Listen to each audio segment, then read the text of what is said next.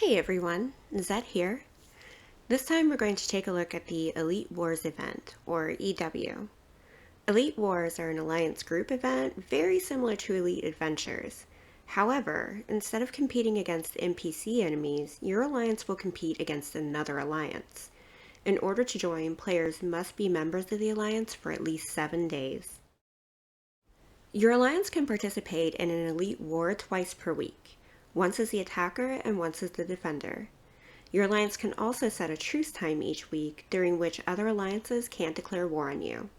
We'll go over all of this in more detail later on in the video.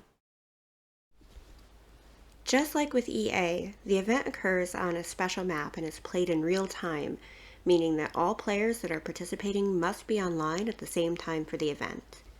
Every level has a 45-minute time limit to complete it. The goal of the event is to keep occupying castles down the path that will lead to the enemy's base castle. The event will end either once one alliance has captured the other alliance's base, or at the end of that 45-minute time limit.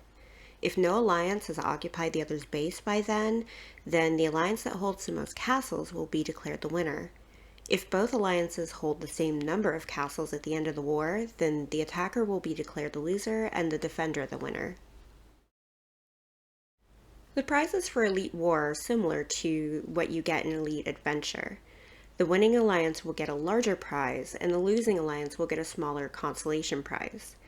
You'll get any prize items that you win sent to you in the mail after the event, and you can also earn merit points based on your personal score during the event, with additional merit being earned if your alliance is the one that wins the battle. But there's also a point system specific to the Elite Wars event. The winning alliance will receive points, and the losing alliance will have points deducted from their overall score.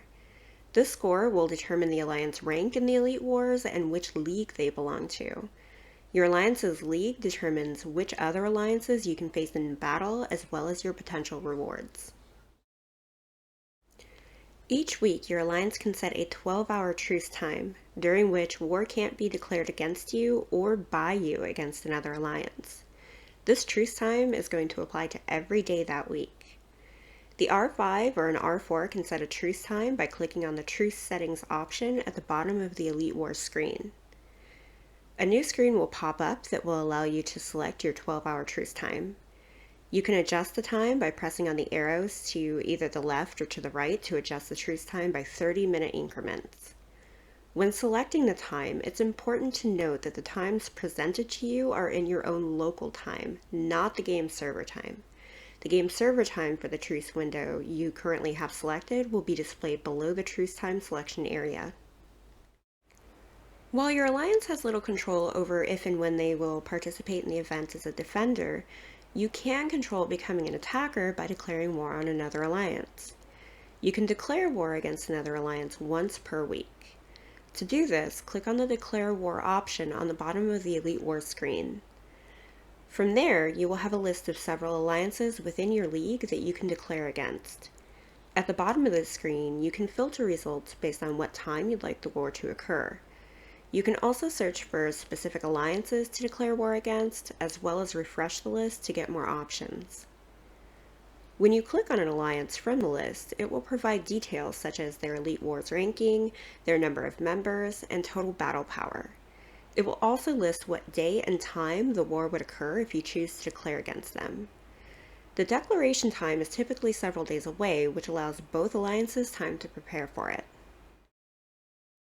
Once you've picked your target, simply click on the Declare button. A message will go out to both alliances letting them know who they are matched up against and what day and time the war will take place.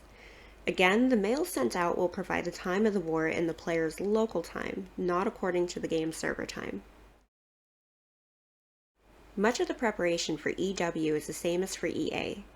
You're going to pick a leader, make sure all of your troops are in your castle and healed, and apply any buff items that you want to use before the event starts.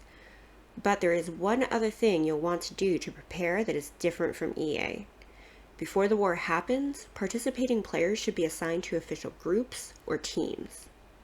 New groups can be created by the R5 or an R4 in the Elite Wars screen. Look for the icon in the upper right corner that's labeled More Groups, then click on that.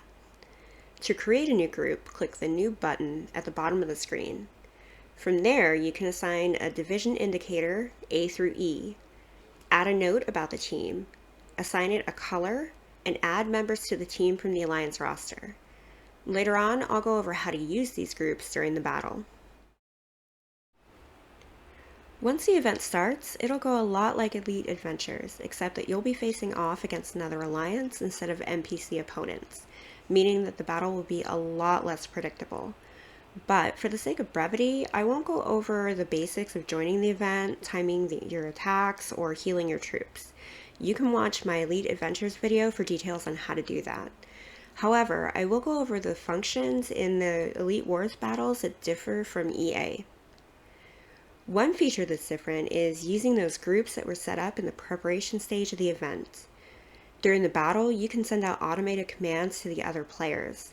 And to do that, just click on the castle that you want to direct the player's attention to, then click the command option. From this screen, you can choose from several commands such as attack, feint, and fall back. You can also choose whether you want the command to be directed at the entire team or one of those groups that you created. This makes giving direction to your players a lot quicker and easier than trying to type it out in the chat box. Another feature in EW that you won't find in EA is the ability to instantly pull your army back to the Alliance base. You can see that option on your screen here. The first time you use this ability, it'll be free, but every time after that it's going to cost you gems, so use this option wisely. And finally, you will have the ability to scout any castle held by your opponent. It does cost 100 gems each time you scout, but the information you get from it can help you know what you're up against before you launch your attack. It is well worth the cost of the gems.